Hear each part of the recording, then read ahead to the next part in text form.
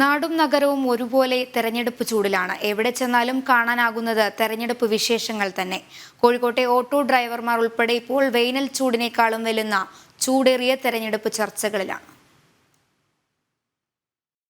നാടും നഗരവും പിന്നിട്ട് മുച്ചക്രത്തിൽ പായുമ്പോൾ കാഴ്ചകളും വിശേഷങ്ങളും അത്രമേൽ തൊട്ടറിയുന്നവരാണ് ഓട്ടോക്കാർ. യാത്രക്കാരുടെ ചൂടേറിയ തെരഞ്ഞെടുപ്പ് ചർച്ചകൾക്ക് ഇവർ സാക്ഷ്യം വഹിക്കാറുണ്ട്. ചിലപ്പോഴൊക്കെ അഭിപ്രായങ്ങൾ പങ്കുവെക്കാറുമുണ്ട്. അതുകൊണ്ട് വിധിയെഴുത്തിന്റെ കൂട്ടിക്കിഴിക്കലുകൾ ഒരുപാട് പറയാനുമുണ്ട് ഇവർക്ക്. ഇപ്പോഴത്തെ ചെറുപ്പക്കാരെന്ന് പറയുന്ന അത്രയും ചിന്തിച്ചിട്ട് വോട്ട് ചെയ്യുന്ന ആളുകളാണ്. ഇപ്പോൾ പാർട്ടി എന്ന് പറയുന്ന ഓരോ പാർട്ടിക്കും അതായുള്ള ഓരോ സംഗതികൾ ഉണ്ടാകും. ഇനി കോൺഗ്രസ്സുകാരായാലും BJP-ക്കാരായാലും CPM-കാരായാലും ഓരോ അതിനായിട്ടുള്ള വോട്ട് തന്നെ ചെയ്യുക. പിന്നെ സാധാരണ ചെറുപ്പക്കാർ ഇപ്പം ചിന്തിച്ചിട്ട് തന്നെയാണ് വോട്ടിംഗ് ചെയ്യുന്നത്.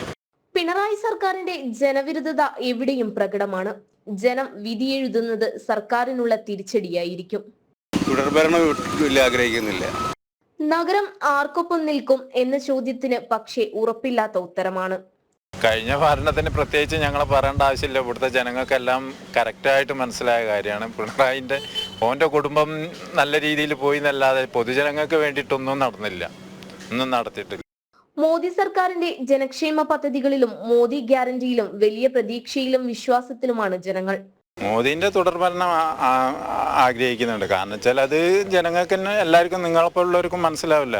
അയാൾ ഇത്രയും 10 കൊല്ലം വികസനം ഉണ്ടാക്കി നല്ല രീതിയിൽ ജനങ്ങൾക്ക് ഉപകാരപ്പെട്ട രീതിയിൽ മുന്നോട്ട് കൊണ്ടുപോകണം. വേനൽ ചൂട് കനക്കുകയാണ്, കൂടെ തെരഞ്ഞെടുപ്പ് ചൂടും.